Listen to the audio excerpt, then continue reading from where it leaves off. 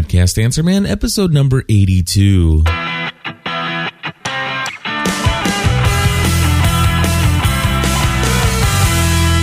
Hey everybody, welcome back to another episode of the Podcast Answer Man. My name is Cliff Ravenscraft, and today I am going to be bringing you the very first of what I hope to be a lot of individual, tiny, compact episodes, especially for those of you who are Plus members. Thank you very much for being a Plus member.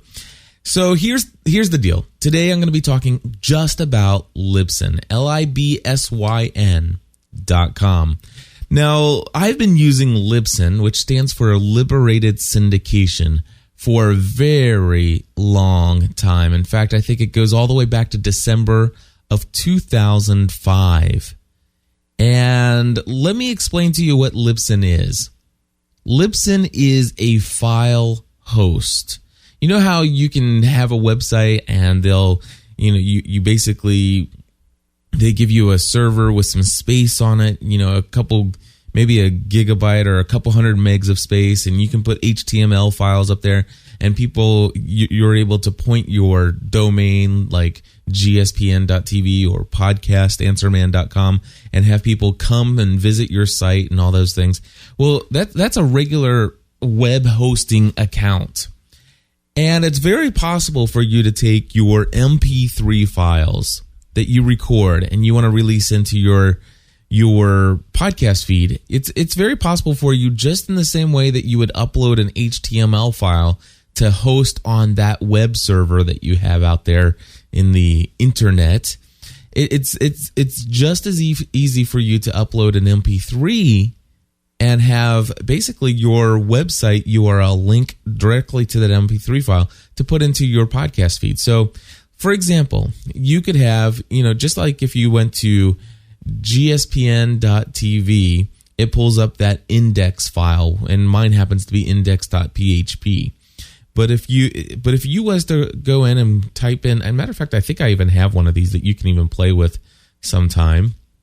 To give you an example, I'm going to go to http://gspn.tv/test.mp3, and let me see if that pulls up anything. This recording is just a test. There it is.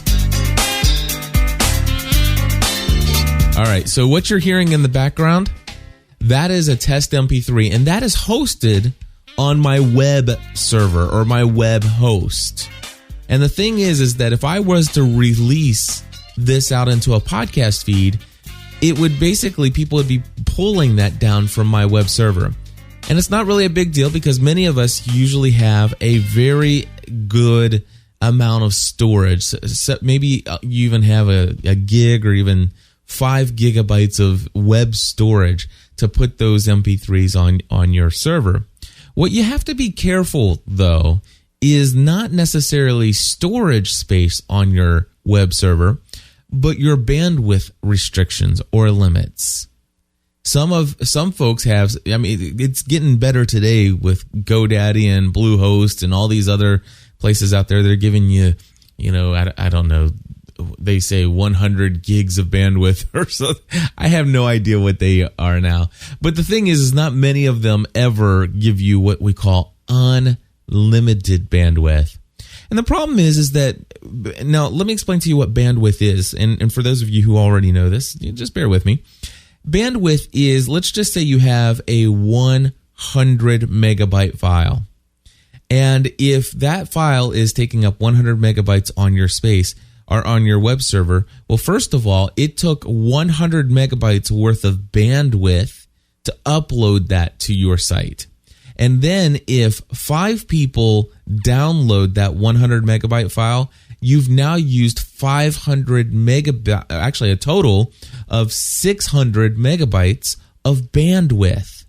Okay, so if you upload it once and then all of a sudden 9 people have uploaded this thing, well, then you are at, what would that be, a gigabyte? Is that right? I think so. 100, let's see, that's 1,000 megabytes, which I think, if I'm not mistaken, that's a gigabyte. But anyway, that's neither here nor there. You recognize, I think, if by looking at this, you can see that is a progression of every time your file gets downloaded, it just adds whatever the size of that file is, it adds up and calculates. And each month you're hitting that limit. And it's not just that one file, but let's just say you have 30, let's say you have 30 episodes in the archives of your podcast, 30 episodes. And let's say just for, and I know I'm using 100 megabytes and that's really large. Chances are your episodes are 23 megs each or something like that. But here's the deal. The fact is that it's easier for me to do the math if I use 100. Okay, so just bear with me. Basically, if you have 30 episodes in the archives of your feed and somebody decides they find your file for the very first time, all right, so basically they're going to go in and they find your file and they say, oh, this is a great podcast. I'm going to go download all the previous episodes. That is 30 times 100 megabytes. That's 3,000 megabytes of bandwidth just for each person that might find your file and go and download all your previous episodes. If you follow what I'm saying. So basically what happens is you can get to this point where you run into some really big problems with your web host. Your web hosts, they don't, I mean, it's not like bandwidth is any more expensive for them than it is anybody else to offer it to you. But the thing is that they kind of like to throttle things, and they sell you a website based upon the standard type of traffic that's due to come to a website. They're really not in this, and they don't even have the right hardware for you to be consistently streaming out lots and lots of media.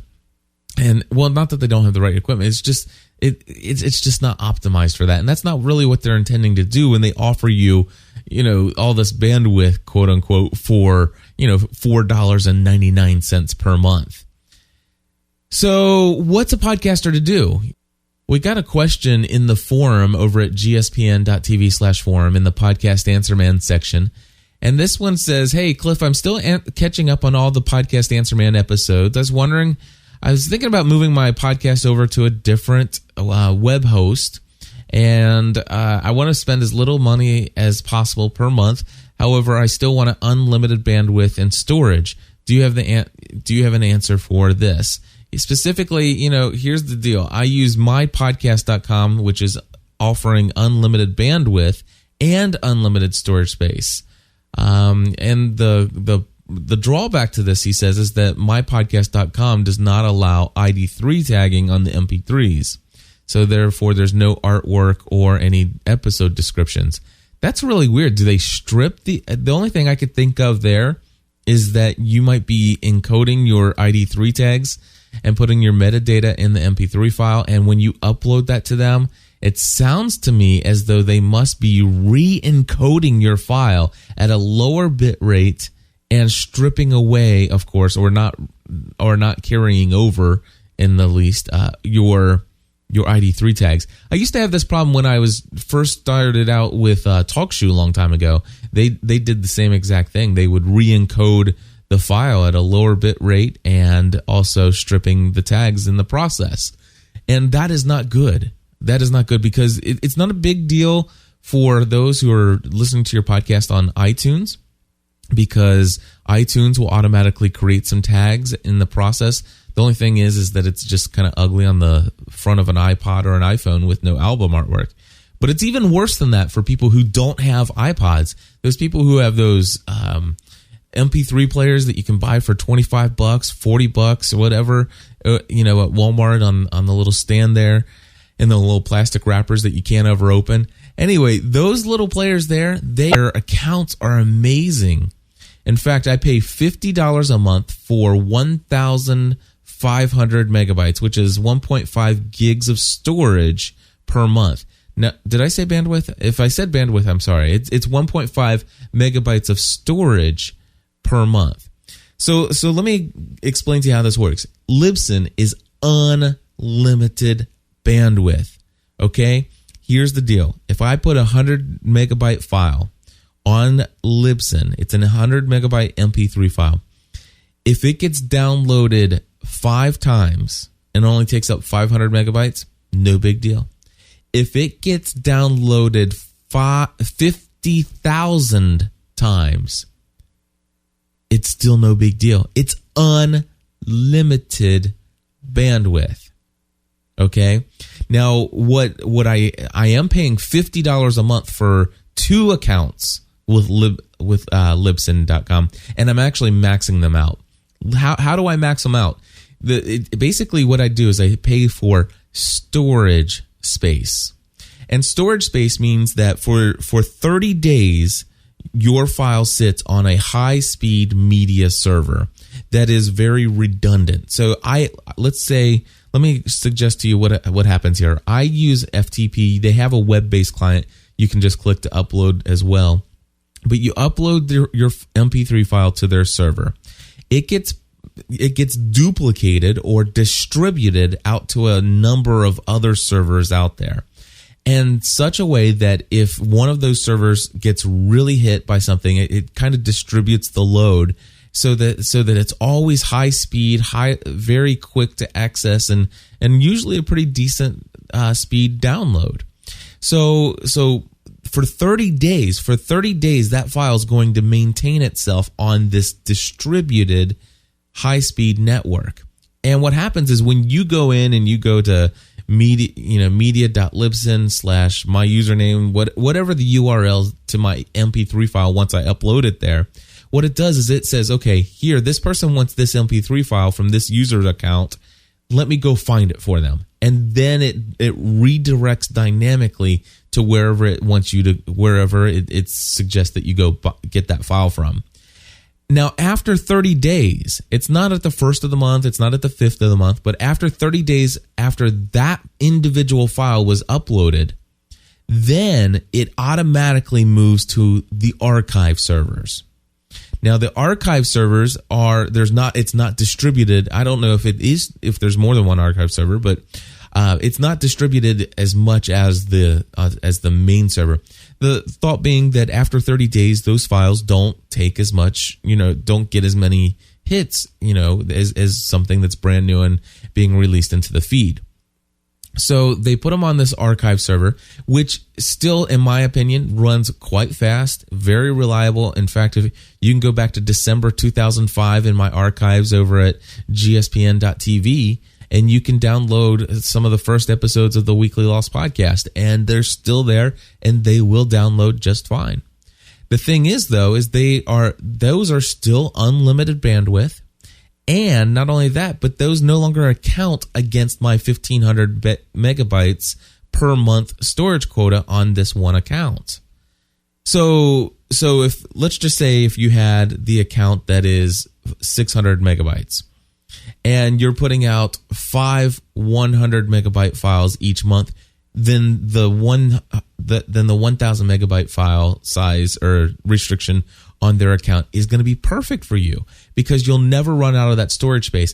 And even if you do, what'll happen is once you bump up against there, you can always increase it. Here's the best thing. Here are the way that you can do this. Now, I think they only advertise the first 2 or 3 of these things when you sign up. So when you go to sign up, you'll probably see the Podcast Basic service for $5 a month.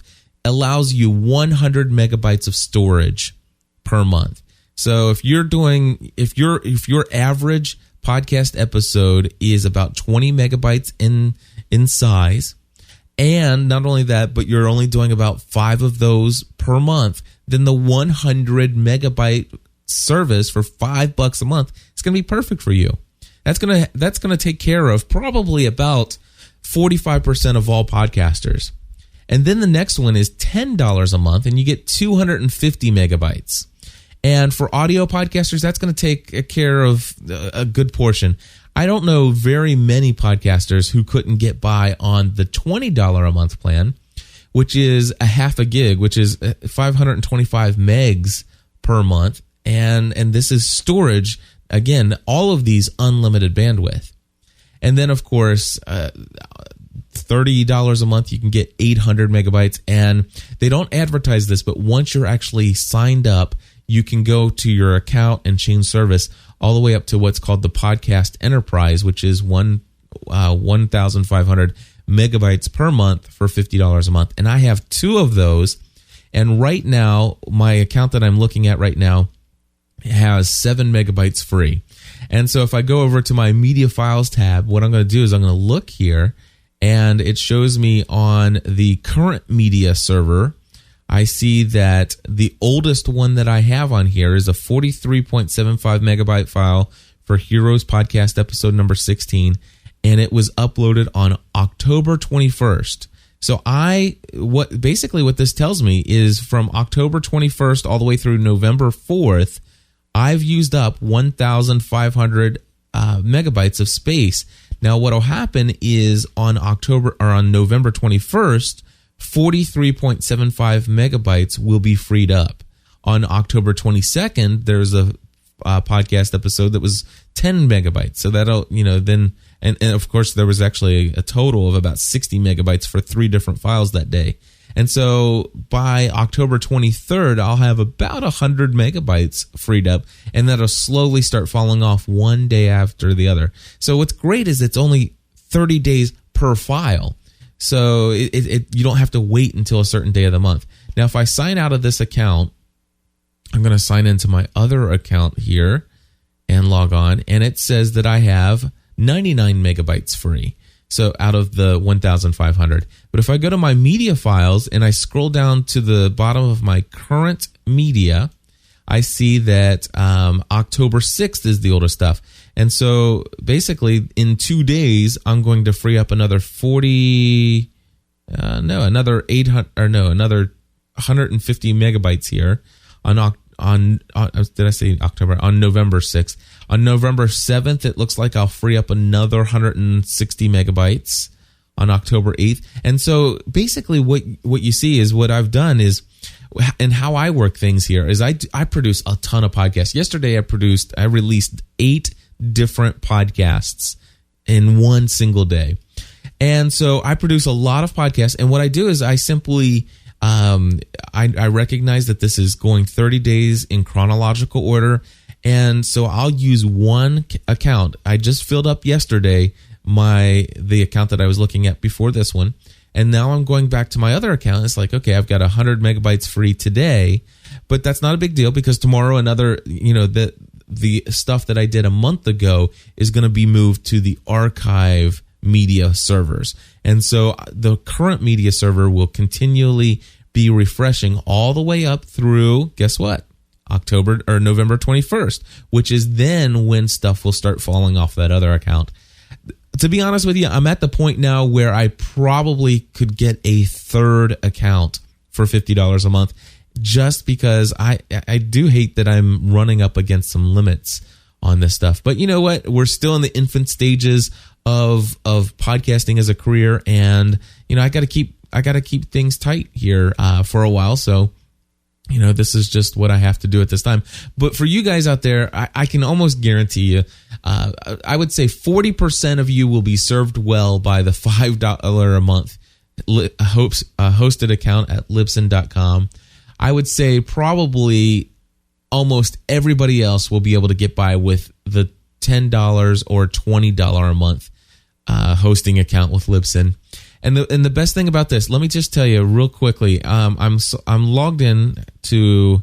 Let me go ahead and log into the account that I've had with them forever, and just give you some statistics here, and tell you how much bandwidth has been, or how many podcast episodes have been served. On this one here, they have served out. Oh, let's see here. It says 672,302 downloads on this one server. Now, again, remember that 800 of my episodes are hosted over there at TalkShoe. So 672,302, and the average size of one of our files is about 50 megabytes. So times 50, that is 33 terabytes of data. 33 terabytes of bandwidth that they have sent out since December of 2005 on this one account. Okay, that's just one account. And so $50 a month may seem like a lot of money, but when you consider how much bandwidth we are using here, it is massive. Absolutely massive. So anyway, that's Libsyn.com. It really is the place. The best thing I love about it, for paying $10 a month or $5 a month, it's well worth your money if you're really serious about your podcasting, because guess what? Absolutely no advertising in your shows. They're not going to put any ads in front of your shows unless you ask them to. That, my friends, is worth paying money for unlimited bandwidth. Anyway, just want to say thank you for being a Plus member. And this has been the new format for just short, quick answers to one question at a time. Hope you're enjoying. I'd love your feedback in the comments section. In fact, if you guys don't mind, on these episodes that are Plus member only, if you could leave some comments on the site and really say, hey, wow, this is great insight, great information, or whatever. Because one of the things that they're going to see over at podcastanswerman.com on the actual main site, it's going to say, hey, this episode's here. This is what's covered in the episode, but it's Plus member only. And so it'd be great for those who are viewing. It's like, a lot of people saw this as a very interesting episode. I'd love to be able to get that. So very cool. We'll talk to you soon. Bye-bye.